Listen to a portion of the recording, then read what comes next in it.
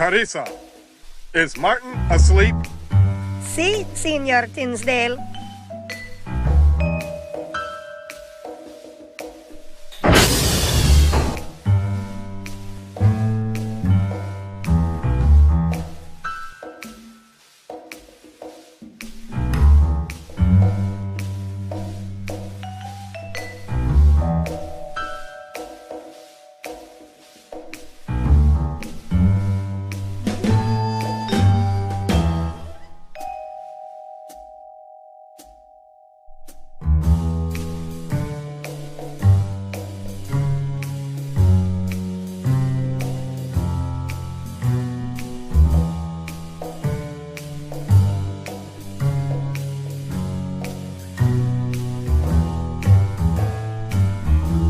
Wow, that's awesome.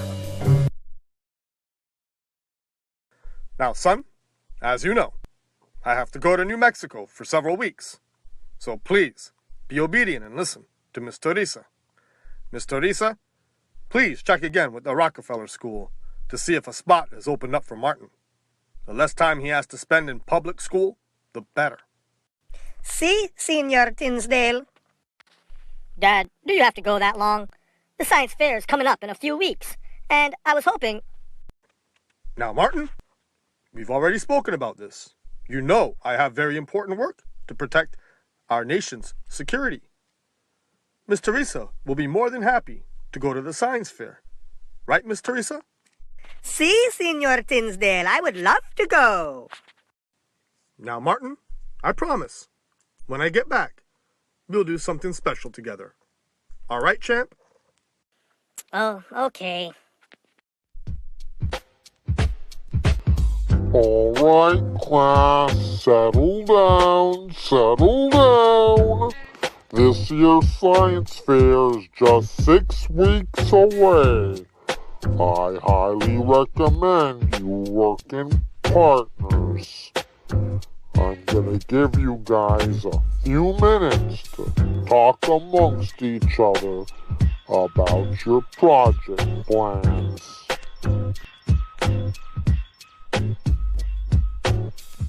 Hey, Martin, check it out. I thought I was the only one interested in robotics. You want to partner up? Sure, why not?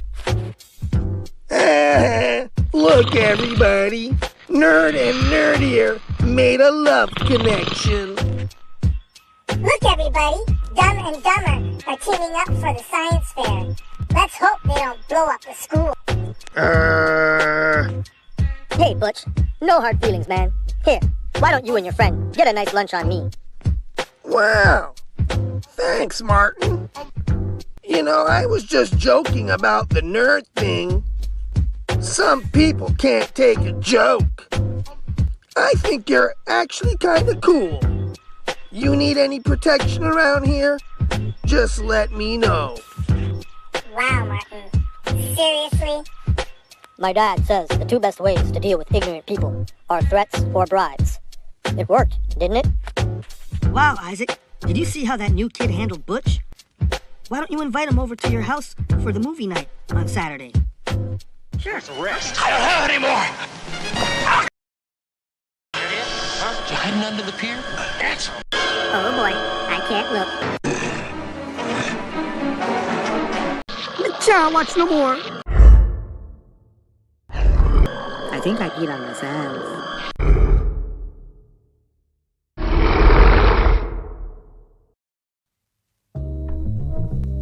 Hey, Essie. When your mother told us we'd be watching classic Hulk episodes, I thought it was gonna be lame. But it was actually kind of cool. Thanks, Miguel. Yeah, my mom likes me to watch the older shows. She says the newer stuff has too much profanity. I'll see you Monday at school. Thanks for inviting me over, Isaac. I could tell by the stuff in your house. Your family is pretty religious. Well, I like to think of it more as a way of life.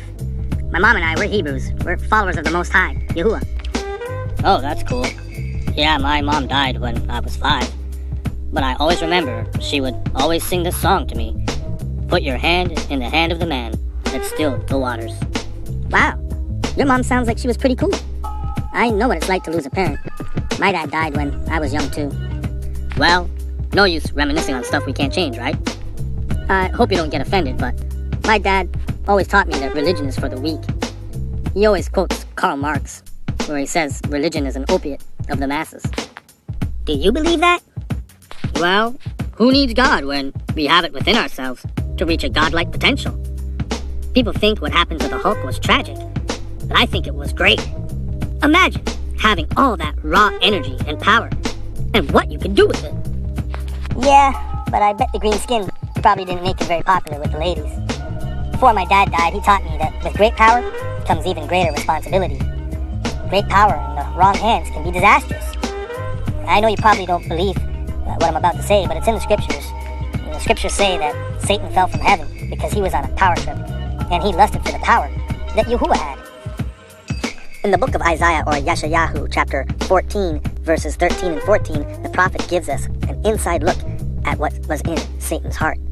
It says, "For you have said in your heart, let me go up to the heavens, let me raise my throne above the stars of Al, and let me sit in the mount of meeting on the sides of the north. Let me go up above the heights of the clouds. Let me be like the Most High." With all due respect, Isaac, that God and devil stuff seems like fairy tales to me. Well, Martin, what you call fairy tales is actually the history book for my people. Have you taken the time to study the Bible for yourself? Well, no, not really. I spend most of my time studying the sciences. All the word science means is knowledge, and there's no knowledge greater than the knowledge of the Most High, Yah. Did you know the scriptures contain scientific facts that predate modern science? For instance, what's the second law of thermodynamics? Come on, Isaac, that's an easy one. During energy transfer or transformation, entropy or disorder increases. That's right, the universe is in a constant state of deterioration. But long before this modern scientific law, Yahuwah gave King David this inner knowledge. We read about it in the book of Psalms, or Tehillim. In chapter 102, verses 25 through 27, this is what it says. "You founded the earth of old, and the heavens are the work of your hands. They shall perish, but you remain, and all of them grow old like a garment. You change them like a coat, and they are changed. But you are the same, and your years have no end." When this was written by King David, most people at that time believed that the universe was unchangeable. You want to know what's even cooler than that? Long before the first space telescope, my ancient forefathers had knowledge of the shape of the earth. This was found in Isaiah, or NehemiYAH, chapter 40, verse 22. There it says, "It is he who sits above the circle of the earth, and its inhabitants are like grasshoppers, who stretch out the heavens like a curtain, and spread them out like a tent to dwell in." Hola, muchacho. Vámonos. There's my ride. I gotta go. It was nice talking to you, Isaac. See you at school.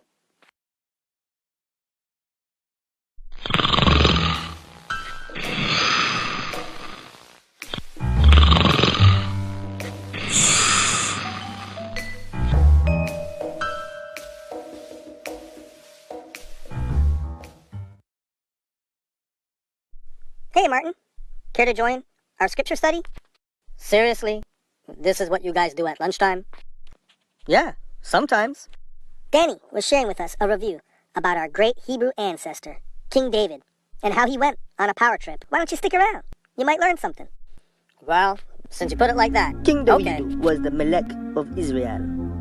Melech is the Hebrew word for king. One evening, while his armies were at Rabbah, King David went out on the roof of his house. From the roof, he saw a woman bathing. Her name was Bathsheba. David was instantly attracted to her. David soon found out that she was married to Uriah the Hittite. But this didn't stop David from bringing her to his home and having relations with her. Bathsheba got pregnant, and she informed David. David summoned for Uriah to come to his house. And David ordered Uriah to take it easy and take a break from the battle. But Uriah refused to go to his own home, and he ended up staying at the king's house. And when he was asked why he never went home, Uriah said, "How can I go home when Yashrael and Yehuda are dwelling in booths, and my master Joab and his servants are encamped in open fields? How can I go to my house to eat, drink, and lie with my wife? As you live and your being lives, let it not be so." So Uriah remained in Jerusalem. This didn't stop David. He had a next plan: to get Uriah drunk and send him to his house. even in his drunken state, Uriah didn't go to his own home. By now, David was frustrated. So he sent a letter to the captain of the army, Joab. And he said, put Uriah in the front of the heaviest battle and turn away from him so that he shall be killed. Joab obeyed David's orders, and Uriah died in the battle. Bathsheba heard the news and grieved for her husband. When her period of mourning was over, David brought her to his home, and she became his wife and bore him a son. But this deed that David did was evil in the eyes of Almighty Yah. In the book of 2 Samuel chapter 12, this is what it says. Then Yahuwah sent Nathan to David, and he came to him and said to him, there were two men in one city, one rich and the other poor. The rich one had flocks and herds, very many, but the poor one had only one little ewe lamb, which he had bought and kept alive, and it grew up with him and with his children together. It did eat of his food and drank from his cup and lay in his bosom, and it was like a daughter to him. And a traveler came to the rich man, who refused to take from his own flock and from his own herd to prepare one for the wayfaring man who had come to him. But instead he took the poor man's lamb and prepared it for the man who had come to him. And the wrath of David burned greatly against the man, and he said to Nathan, as Yahuwah lives, the man who has done this is a son of death. Also he has to repay fourfold for the lamb, because he did this deed, and he had no compassion. Then Nathan said to David, you are the man. Thus says Yahuwah, Elohim of Yashrael, I anointed you sovereign over Yashrael, and I delivered you from the hand of Shaul, and I gave you your master's house, and your master's wives into your bosom, and gave you the house of Yashrael and Yehuda. And if that were not enough, I also would have given you much more. Why have you despised the word of Yahuwah to do evil in his eyes? You have killed Uriah the Hittite with the sword, and his wife you took to be your wife, and you have killed him with the sword of the children of Ammon. And now the sword does not depart aside from your house, because you have despised me, and have taken the wife of Uriah the Hittite to be your wife.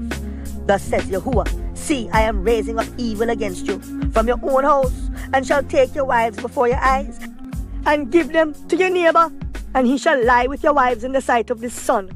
For you did it in secret, but I shall do this deed before all Yashrael and before the sun. And David said to Nathan, I have sinned against Yahuwah.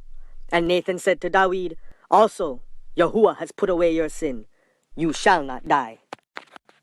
However, because by this deed you have greatly scorned Yahuwah, the child also who is born to you shall certainly die.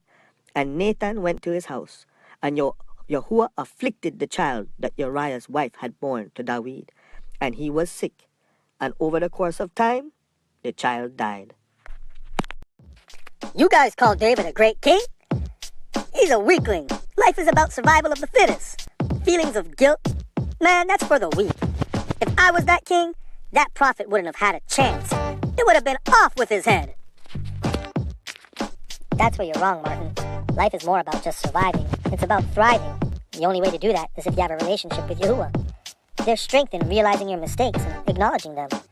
The Hebrew word for king is melech. And wouldn't you know, in the center of that word is the lamed, which is a shepherd's crook. The greatest king ever is Yahushua, the good shepherd. And he showed us what it means to be great. Putting others first, which requires true power.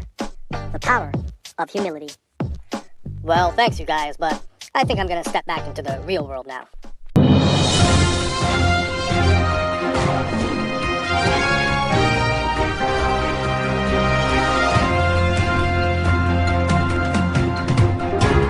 Welcome to the Global News Network.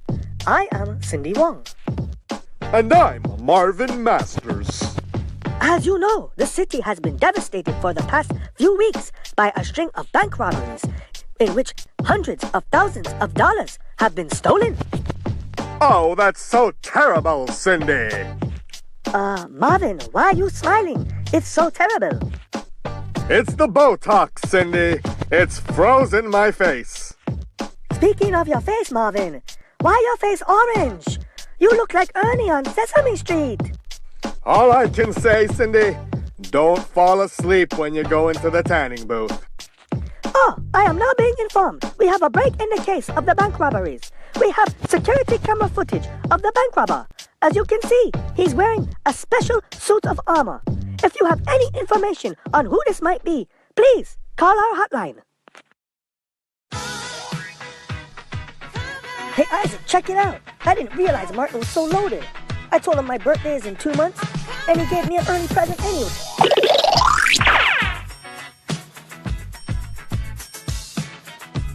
Hey, Martin, we need to talk. Hey, kid, what gift? Back of the line. Coach Mancini, is that you? Hey, what you looking at? Do you know what we teachers make? It's okay, Coach. Hey, what's up, I-Man? I gotta say, I'm really digging public school. I might have to tell my pops that private school just ain't for me. Martin, I'm glad you like it here at this school, but the way you're going about making friends is not cool. There's a story in the scriptures about the prodigal son. When his money ran out, the so-called friends he had, well, they ran out on him too. Martin, as the head of your security team, I gotta say, don't listen to this guy. He's just jealous. By the way, Marty, can you spot me a 50? Isaac, I thought you were cool. But I'm starting to see, maybe Butch is right. You've been going to school a long time, and I just got here, and suddenly I have more friends than you, and you just can't stand it. Here's a few hundred. Repair that bruised ego of yours. You can keep your money. Hey Martin, I'm almost done phase 2 of our experiment. Can we meet up for phase 3 tonight? Ooh, girlfriend, you should be experimenting with some hair products. Sorry, Sally. I'll be taking these 2 fine ladies out to the movies tonight.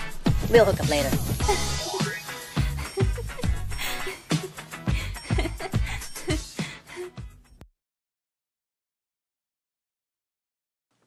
Ladies and gentlemen, after years of grueling research, I am pleased to announce the S5000 is complete.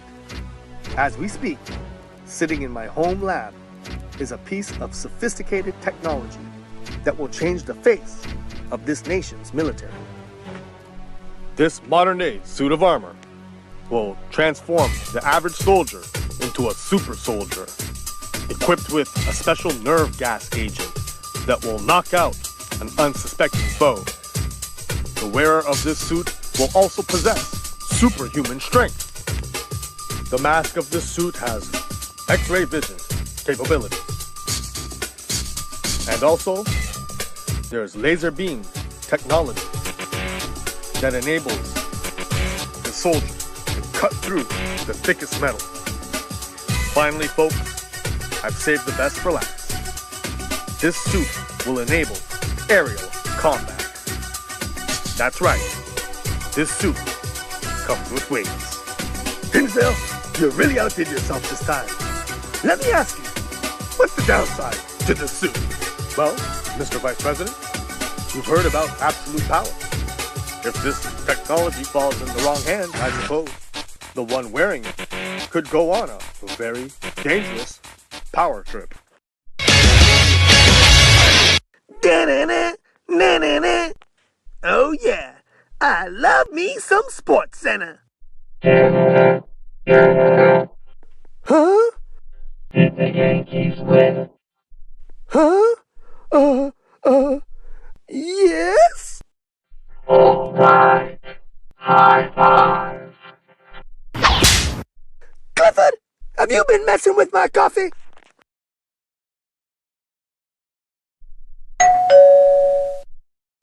Hello? Anybody home? Martin? Are you here?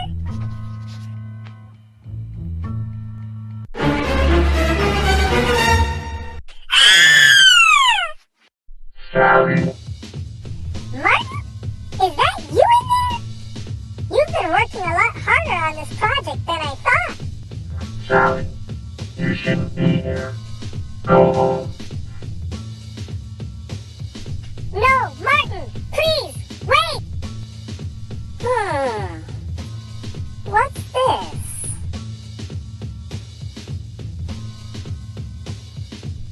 Isaac, it's Sally. I think Martin is in a lot of trouble. He's behind those robberies. He's got a special armor suit, and he or somebody is gonna get hurt. I think I know where he's headed. so? What did you think? You were the only one that could fly? Impossible. Nothing is impossible with Yahuwah. Isaac, you need to back off. You and I both know I'm not hurting anybody. This is just like Robin Hood. Take from the rich and give to the poor. That's not what this is, Martin. Stealing is wrong, whether it be a paperclip or $1,000,000. It's wrong in Yahuwah's eyes. You pretend like you care about others, but you really just care about yourself. I can't waste any more time with you. Nighty night, Isaac.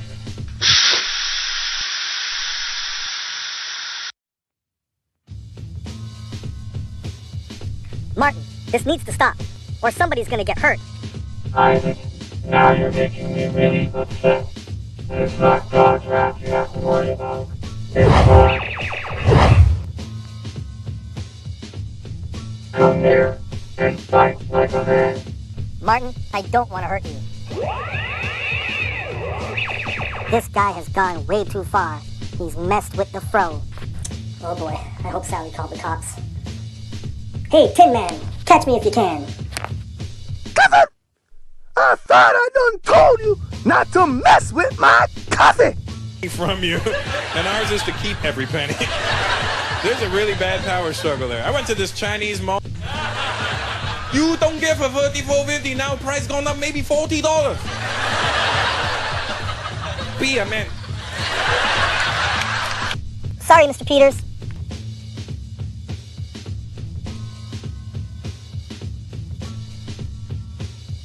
Somebody gonna get hurt real bad. You leave me no choice, Isaac. Now I have to squash you like a fly. I don't think Mr. Peters is gonna like that. Come on, Isaac, pick up. Where are you?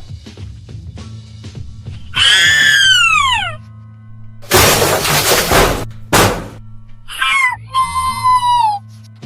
Oh no, that sounds like Sally.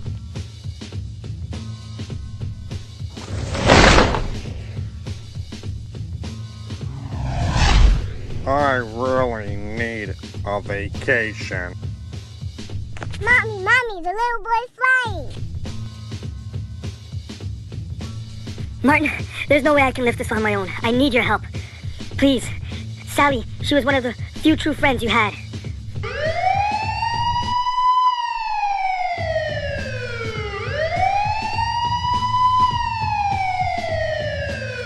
On 3.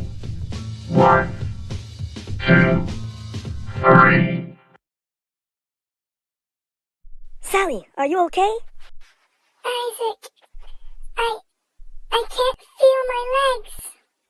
Freeze! Freeze! Put your hands up! Tinsdale here. What? Oh my God! What have I done? Hi guys, thanks for coming to visit me. I haven't had many visitors. In fact, since I've been here, my dad has just come twice to... Oh, Martin, as a parent, I can say your dad still loves you. You just have to give him some time. What you did was a big breach of trust.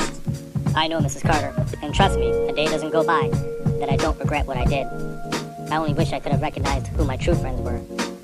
I'm really sorry, guys, for all the trouble I caused. We forgive you, Martin. Here, this might cheer you up. I brought a surprise for you. Wow, Sally, you finished it! Hey there, Martin. Keep your head up, buddy. Hey, Sally, how long till you can walk again?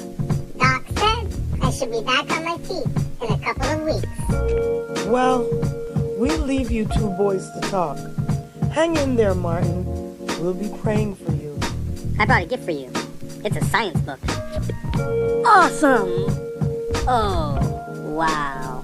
Well, it's really a science book, history book, romance, and suspense, all rolled into one.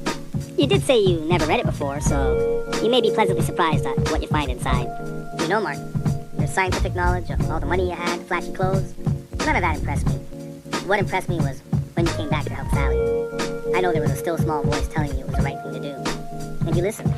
Well, I appreciate the gesture, but I can't promise you I'll read it. but I really do appreciate you guys coming today. Shalom uberachot. Peace and blessings.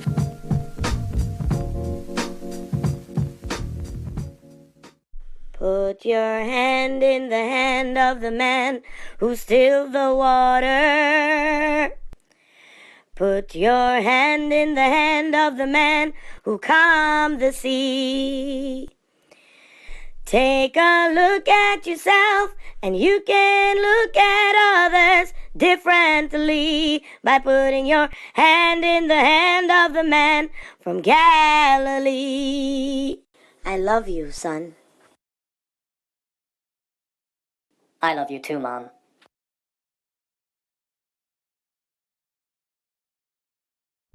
Hey, what's that you're reading, Bunky? It's a science book, history book, suspense, all rolled into one. But mostly, it's a love story. Put your hand in the hand of the man who stilled the water. Put your hand in the hand of the man who